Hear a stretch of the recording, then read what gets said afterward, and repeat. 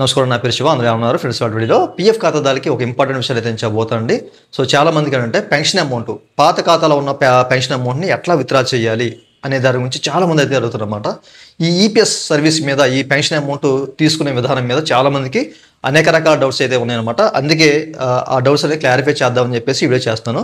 Skip చేయకుండా ఎవరు చూడండి, మీకు క్లియర్గా అర్థమవుతుంది. ఓకే, అది వీడియోకి వెళ్ళే ముందు రెండు విషయాలు మీరు మరి తీసుకోవడం కదా, సబ్స్క్రైబ్ బటన్ ఉంది, దాన్ని ట్యాప్ చేసి మన సబ్స్క్రైబ్ చేసి పక్కనే ఉన్న బెల్ బటన్ని యాక్టివేట్ చేయండి, అది కాకుండా లైక్ చేయండి.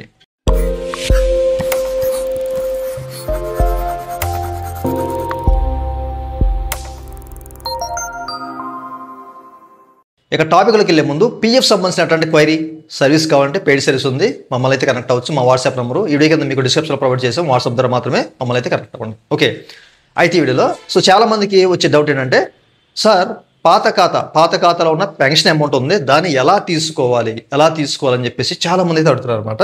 సో దీని గురించి మీకు క్లియర్గా చెప్తాను. ఓకే, సో మీరు చెక్ చేసుకోవచ్చు. ఓకేనా. సో కొంతమందికి అంటే మల్టిపుల్గా వర్క్ చేస్తూ ఉంటారండి, 1, 2, 3 కంపెనీస్ అట్లా చేస్తున్న వాళ్ళకి ఏంటంటే, సార్ మేము ప్రస్తుతం ఉద్యోగం చేస్తున్నాము, బట్ మాకు ఆ పాత ఖాతాలో ఉన్న ఆ పెన్షన్ అమౌంట్ ఏదైతే ఉందో అది మాకు కావాలి అని చెప్పేసి అడుగుతున్నారు అనమాట. ఓకే, అయితే మీరు ఇక్కడ చెక్ చేసుకోవచ్చు. ఈ ఖాతాలో 43,000 ఉందన్నమాట. ఓకేనా. ఈ 43,000ని ఎలా తీసుకోవాలి? ప్రస్తుతం నేను ఉద్యోగం చేస్తున్నాను, బట్ నాకు ఈ డబ్బులు కావాలి, ఎలా తీసుకోవాలని చెప్పేసి అడుగుతున్నారు. అయితే మీరు ఒక విషయాన్ని గుర్తుపెట్టుకోవాలి, చాలా వీడియోస్లో నేను చెప్పానమాట. ఓకేనా, ఇదే విషయాన్ని చాలా మందికి చెప్పాను. చాలా మంది ఇంకా అడుగుతూ వస్తున్నారు, చాలా మంది వాట్సాప్లో చాలా మంది అడుగుతున్నారు అనమాట.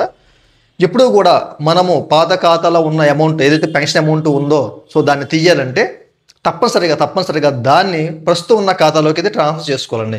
సో పాత ఖాతాలో ఉన్న ఆ పెన్షన్ అమౌంట్ తీయాలంటే మనం తీయలేం. దానికి సో అంటే చాలామంది ఫామ్ 31 ద్వారా మేము ఇట్లా విత్డ్రా చేస్తున్నాము, అక్కడ పర్టికులర్ కంపెనీస్ కనబడుతున్నాయి. ఓకేనా. సో ఏదో కంపెనీ సెలెక్ట్ చేసుకుని మేము అందులో ఉన్న డబ్బు తీసుకుంటున్నాము, అట్లాగే ఇట్లా తీసుకోవడానికి ఈ పెన్షన్ అమౌంట్ తీసుకోవడానికి ఉండదా అని చెప్పేసి అడుగుతూ ఉన్నారనమాట. ఎప్పుడు కూడా అలా ఉండదన్నమాట. ఫైనల్ సెటిల్మెంట్ మనం ఎప్పుడైతే ఫైనల్ సెటిల్మెంట్ చేస్తామో అప్పుడు మాత్రమే మనకు పెన్షన్ అమౌంట్ వస్తుంది. ఇన్ కేసు మీరు ఉద్యోగం చేస్తున్నారు, పాత ఖాతాలో డబ్బు ఉంది, సో ఆ పాత ఖాతాని ఈ ప్రజెంట్ ఖాతాలోకి ట్రాన్స్ఫర్ చేసుకోవాలి. సో అట్లా ట్రాన్స్ఫర్ చేసుకుంటేనే రేపొద్దున రోజు మీరు ఫైనల్ సెటిల్మెంట్ చేసినప్పుడు మీకు పూర్తిగా పెన్షన్ అమౌంట్ అంతా వచ్చేస్తుంది అనమాట. ఈ విషయాన్ని గుర్తుపెట్టుకోవాలి. సో కొంతమంది ఓకే సార్, మేము ప్రస్తుతం ఒక ఉద్యోగం చేస్తున్నాం ఒక కంపెనీలో, సో మా పాత ఖాతాలు ఉన్నాయి, ట్రాన్స్ఫర్ చేసేసాం. ఓకేనా, ఆ ఖాతాలో నుంచి ఈ ఖాతాలోకి ట్రాన్స్ఫర్ చేసేసాం. అయినా కానీ అదే ఖాతాలో ఆ పెన్షన్ అమౌంట్ అట్లాగే రిఫ్లెక్ట్ అవుతుంది. ఎంప్లాయీ షేర్ ఈ రెండు కూడా మా ప్రస్తుత ఖాతా ఏదైతే ఉందో అందులోకి వచ్చేసాయి రెండును. బట్ ఈ అమౌంట్ ఏదైతే ఉందో ఈ పెన్షన్ అమౌంట్ రాలా. సో ఏం చేయాలని చెప్పేసి అడుగుతున్నాం అనమాట. ఒక విషయాన్ని గుర్తుపెట్టుకోవాలి, ఎప్పుడు కూడా మనకి పాత ఖాతా నుంచి ప్రజెంట్ ఖాతాకు ట్రాన్స్ఫర్ చేసినప్పుడు ఈ పెన్షన్ అమౌంట్ ఏదైతే ఉందో అది మూవ్ అవ్వదు. ఓకే, సో ప్రస్తుత ఖాతాలోకి మీకు అది ట్రాన్స్ఫర్ అవ్వదు అనమాట. మీకు సర్వీస్ కలుస్తుంది. ఓకేనా. అక్కడ 5 సంవత్సరాలు, ఇక్కడ 3 సంవత్సరాలు అనుకోండి, మొత్తం మీద 5, 3, 8 సంవత్సరాలుగా మీకు సర్వీస్ అనేది కలుస్తుంది. ఎప్పుడైతే మీరు ఈ ప్రజెంట్ చేస్తున్న కంపెనీ ఉద్యోగం మానేసి ఫైనల్ సెటిల్మెంట్ చేస్తారో అప్పుడు ఆ పాత ఖాతాలో ఉన్న ఈ పెన్షన్ అమౌంట్ కూడా మీకు సెటిల్ అవుతుంది అనమాట. ఈ విషయాన్ని గమనించాలి. చాలామంది ఇదే అడుగుతున్నారు ప్రజెంట్. ఓకేనా, చాలామంది సార్ ఎట్లా అని చెప్పేసి అడుగుతున్నారు అనమాట. సో మీకు ఒక ఐడియా రావాలి అన్న ఉద్దేశంతో చెప్తున్నాను. ఓకేనా, ఈ విషయాలు మీకు క్లియర్గా అర్థమే కదా. సో ఎప్పుడు కూడా మనము పాత ఖాతాలో ఉన్న డబ్బు తీయాలంటే ప్రస్తుతం మనం ఎప్పుడు కూడా ఉద్యోగం చేయకూడదు. సో ఫైనల్ సెటిల్మెంట్ చేసినప్పుడు మాత్రమే ఆ ఈపీఎస్ సర్వీస్ సంబంధించిన పెన్షన్ అమౌంట్ ఏదైతే ఉందో అది మాత్రం వస్తుందన్నమాట. ఓకే, అయితే కొంతమంది ఏంటంటే, సార్ మేము పెన్షన్ అమౌంట్ తీద్దాం అనుకుంటున్నాం, ఉద్యోగం పూర్తిగా మానేశాను, బట్ నాకు పెన్షన్ అమౌంట్ తీద్దామన్నా ఎంప్లాయీ షేర్ తీద్దామన్నా ఆప్షన్ కనబడట్లా, ఏం చేయాలి? ఆ ఆప్షన్ ఎక్కడ కనబడుతుంది?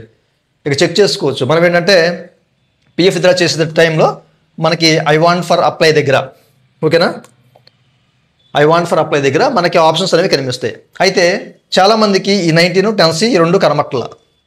సో ఎందుకు కనబట్టలేదు సార్ మాకు అని చెప్పేసి అడుగుతున్నారు అనమాట. ఒక విషయాన్ని మీరు గుర్తుపెట్టుకోవాలి, ఎప్పుడైనా ఉద్యోగం మానేసిన తర్వాత ఒక 2 months తర్వాత, ఇంతకుముందు 2 months మనం వెయిట్ చేయాలి ఎగ్జిట్ డేట్ అనేది ఇష్యూట్ అవ్వడానికి, ఇప్పుడు 1 month.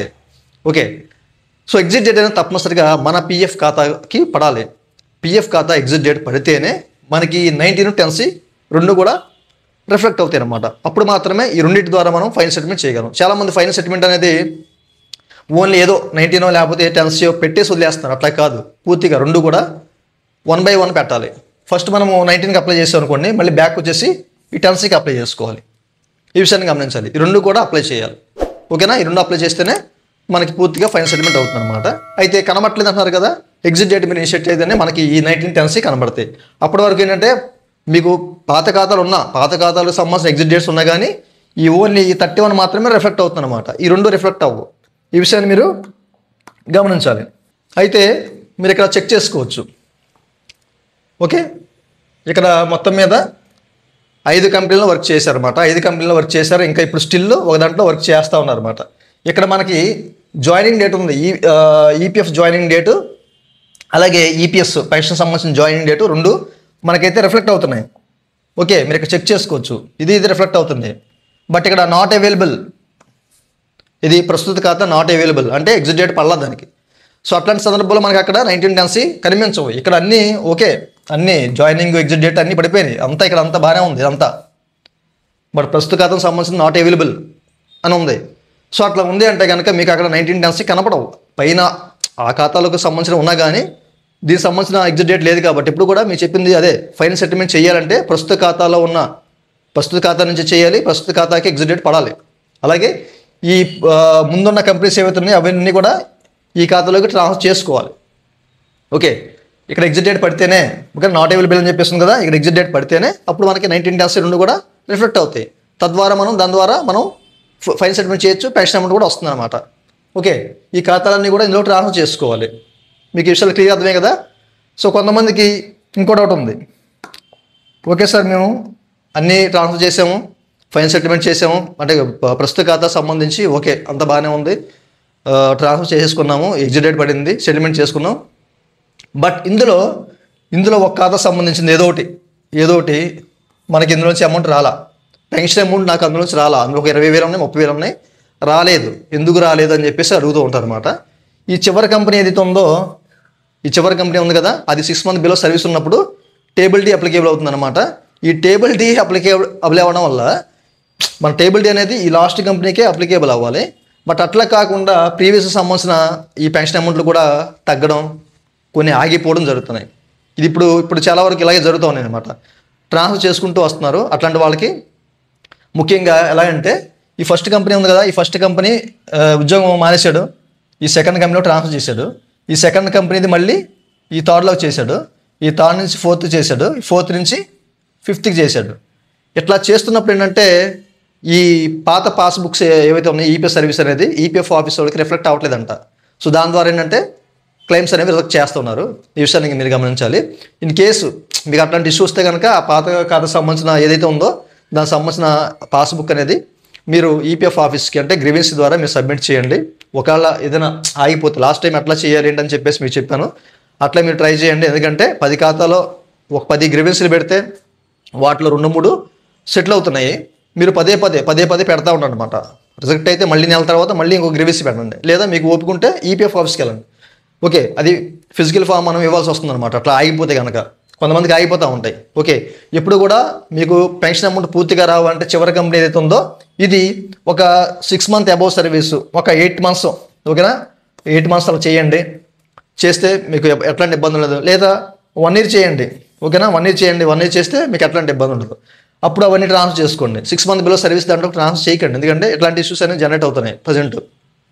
ఒకవేళ 1 year సర్వీస్ 2 years ఉన్నా కానీ జనరేట్ అవుతున్నాయి, అట్లాంటి వాళ్ళు కూడా ఉన్నారు. సో అట్లాంటి అమౌంట్ అనేది అట్లా మీరు సెటిల్మెంట్ చేసుకోండి. ఈ విషయాలు మీకు ఈపీఎస్ సర్వీస్ మీద మీకు ఒక అవగాహన వచ్చిందని చెప్పేసి అనుకుంటున్నాను. ఎప్పుడు కూడా ఈపీఎస్ అమౌంట్ అనేది మనం తీయాలంటే ఎప్పుడు కూడా పాత ఖాతాని ప్రజెంట్ ఖాతాలో ట్రాన్స్ఫర్ చేసుకోవాలి. పాత మనం తీయలేము, కొత్త దాంట్లోంచి అంటే ఇప్పుడు చేస్తున్న దాంట్లోది ఇక ట్రాన్స్ఫర్ చేసుకొని ఇది మానేసి తీసుకోవాలి. అది మానేసి తీసుకోవాలంటే ఎగ్జిట్ డేట్ దాన్ని పడాలి.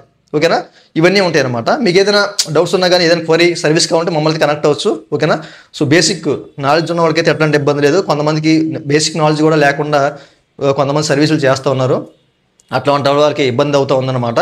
ఓకేనా, ఇట్లాంటి ఇష్యూ వచ్చినప్పుడు అమౌంట్ అయిపోతే మళ్ళీ పీఎఫ్ హాస్టల్ చుట్టూ తిరగాల్సిన అవసరం అయితే ఉంటుంది. సో ప్రాపర్గా తెలుసుకుని లేదా ప్రాపర్గా తెలిసిన వాళ్ళతో మీరు సర్వీస్ చేయించుకోండి. ఈ విషయాన్ని మీరు గమనించండి. ఓకేనా, సో చాలామంది నా దగ్గరకు అయిపోయిన తర్వాత వస్తూ ఉన్నారు అట్లాంటి వాళ్ళు. సో ఒకసారి ఆలోచించాలి. ఓకే, మీకు ఈ విషయాలు క్లియర్ అర్థమై అనుకున్నాను. ఇంకా మీకు ఏదైనా డౌట్స్ ఉంటే వీడియో కింద కామెంట్ సెక్షన్లో కామెంట్ చేయండి. అండ్ మమ్మల్ని కనెక్ట్ అవ్వండి కనుక మీకు పెయిడ్ సర్వీస్ ఉంది, వాట్సాప్ నెంబర్ ఉంది, డిస్క్రిప్షన్లో కనెక్ట్ అవ్వండి. ఇదండి వాటి వీడియో. ఈ వీడియో మీ నచ్చినట్లయితే కింద లైక్ బటన్ లైక్ చేసి మనం సపోర్ట్ చేయండి. అలాగే ఇలాంటి విషయాలు మీరు మంది తీసుకోవడం కింద సబ్స్క్రైబ్ బటన్ ఉంది, దాన్ని ట్యాప్ చేసి మనం సబ్స్క్రైబ్ చేసి పక్కన బట్టి ఆర్డర్ చేయండి. Thank you for watching. జై Hind. It's time to look at the enemy. Look in the mirror if he is no friend to me. It's not working out, maybe it's the chemistry. It's time to break up, so